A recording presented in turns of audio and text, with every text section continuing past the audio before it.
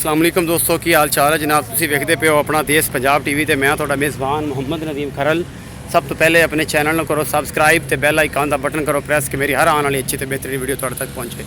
दोस्तों मझां भाई जाफर दियां पाइयां सन अज तो तकरीबन 3 दिन पहले तो ये जनाब शेख फारूक साहब ने खरीदियां ने लाहौर तो ने जनाब। असी ने 2 चुवाइयां उन्होंने करा के लाइव दिखाइया ने और सुबह शाम दियाँ 5,20,000 रुपये सौदा होया सी दोनों मझां का।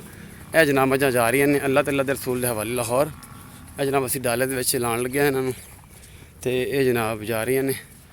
यह जी 21-26 नंबर है डाले का।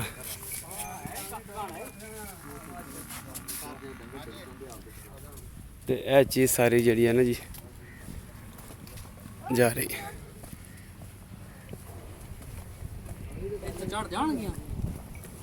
ਤੁਸੀਂ ਜਗ੍ਹਾ ਦੇਖਣਾ ਕਿੱਥੋਂ ਲਾਉਣੀ, ਮੈਂ ਤਾਂ ਉੱਥੇ ਗੱਡੀ ਲਾ ਦਾਂਗਾ। ਥੋੜੀ ਪਿਛਾ ਕਰ ਲੈ, ਇੱਥੇ ਹੀ ਚੜ ਜਾਣਾ। ਇਹ ਉਨੀ ਪਿੱਛੇ ਉੱਚੀ ਹੋ ਜਾਣੀ। ਨਾਲੀ ਦਸਤਾਰ ਪਿੱਛੇ ਲਿਆ ਦੇ ਜਿਹੜੇ